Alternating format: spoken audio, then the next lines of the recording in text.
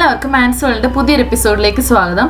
ഇന്ന് ഞാനിവിടെ കാണിക്കാൻ പോകുന്നത് ബാക്കി വന്ന ചപ്പാത്തി കൊണ്ട് ഉണ്ടാക്കാൻ പറ്റുന്ന ഒരു അടിപൊളി ഈവനിങ് സ്നാക്കാണ്. ഇതിൽ ഞാൻ ഉപയോഗിച്ചിരിക്കുന്ന ഇൻഗ്രീഡിയൻസ് എല്ലാം വീട്ടിൽ പെട്ടെന്ന് തന്നെ കിട്ടുന്ന ഇൻഗ്രീഡിയൻസ് ആണ്. അപ്പോൾ ഇതിനാവശ്യമായ ഇൻഗ്രീഡിയൻസ് എന്തൊക്കെയാണെന്ന് നോക്കാം. ഈ ഒരു റെസിപ്പിയുടെ മെയിൻ ഇൻഗ്രീഡിയൻറ്റ് ചപ്പാത്തിയാണ്. ഞാനിന്ന് രാവിലെ ഉണ്ടാക്കിയപ്പോൾ ബാക്കി വന്ന 3 ചപ്പാത്തി എടുത്തിട്ടുണ്ട്. അപ്പോൾ ഇത് വെച്ചിട്ടാണ് ഞാൻ ഉണ്ടാക്കാൻ പോകുന്നത്.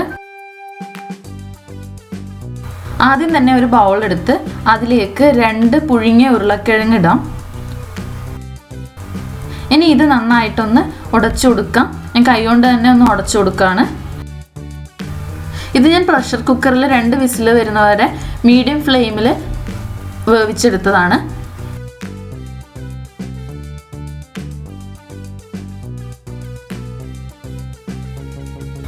ഉരുളക്കിഴങ്ങെല്ലാം നന്നായിട്ട് ഉടച്ചെടുത്തിട്ടുണ്ട്.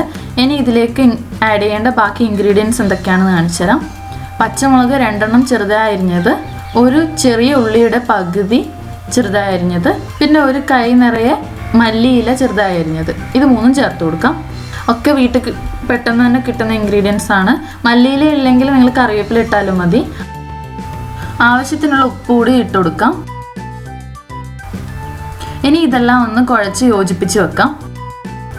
നിങ്ങൾക്കിത് ഇഷ്ടമുണ്ടെങ്കിൽ ഇതിൽ വേണമെങ്കിൽ ഇതൊന്ന് വഴറ്റി ഉള്ളിയും പച്ചമുളകും ഒക്കെ വഴറ്റി അതിലേക്ക് മസാലപ്പൊടികളൊക്കെ ചേർത്തിട്ട് വേണമെങ്കിൽ ഇങ്ങനെ ഒരു മസാല ഉണ്ടാക്കാം. ഞാനിത് പെട്ടെന്ന് ഉണ്ടാക്കുന്ന രീതിയിൽ ഉള്ളതുകൊണ്ട് മാത്രമാണ് ഇങ്ങനെ ചെയ്തത്. ഇത് നല്ല ടേസ്റ്റ് ആയിരിക്കും ഇങ്ങനെ കഴിക്കാനൊന്ന് ഇതുപോലെയും ട്രൈ ചെയ്ത് നോക്കാം. അപ്പോൾ പൊട്ടറ്റോ മിക്സ് റെഡി ആയിട്ടുണ്ട്. അത് നമുക്കൊരു സൈഡിലേക്ക് മാറ്റി വെക്കാം. ഇനി അടുത്തതായിട്ട് ഒരു കട്ടിംഗ് ബോർഡ് എടുത്ത് അതിൻ്റെ മുകളിലായിട്ട് ഈ ഒരു ചപ്പാത്തി എടുത്ത് വെച്ച് അത് നമുക്ക് ഹാഫായിട്ട് കട്ട് ചെയ്യാം. ഞാനിത് രണ്ടായിട്ട് കട്ട് ചെയ്ത് വെച്ചിട്ടുണ്ട്. ഇനി നമുക്ക് ഈ ഒരു സൈഡിലേക്ക് ഇതിൽ നമുക്ക് ആ പൊട്ടറ്റോ മിക്സ് ഇട്ട് കൊടുക്കാം.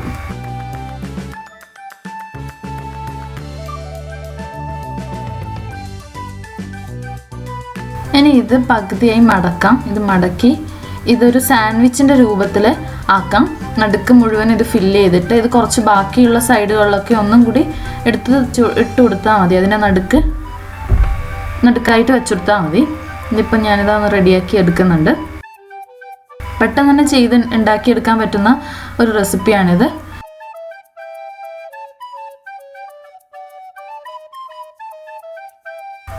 റെഡി ആയിട്ടുണ്ട്. അപ്പോൾ സാൻഡ്വിച്ച് പോലെ ഞാൻ ആക്കിയെടുത്തിട്ടുണ്ട്. അടുത്തത് കൂടി ഞാൻ കാണിച്ചു തരാം എങ്ങനെ ഞാൻ ഉണ്ടാക്കുന്നതെന്ന്.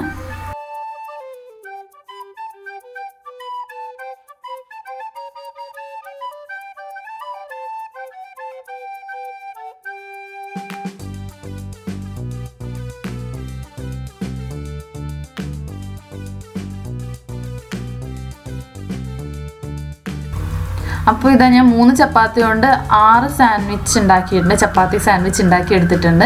ഇനി നമുക്ക് അടുത്ത ഒരു സ്റ്റെപ്പിലേക്ക് പോവാം. വേറെ ഒരു ബൗൾ എടുത്ത് അതിലേക്ക് 1 കപ്പ് കടലപ്പൊടി ഇട്ട് കൊടുക്കാം. ആവശ്യത്തിന് ഉപ്പ്,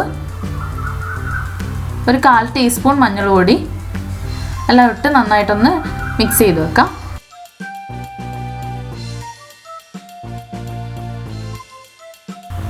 ഇനി ഇതൊരു ദോശമാവിൻ്റെ രൂപത്തിലാക്കിയെടുക്കണം. അതിനായിട്ട് കുറച്ചായിട്ട് വെള്ളം ചേർത്ത് ഇളക്കി കൊടുക്കാം.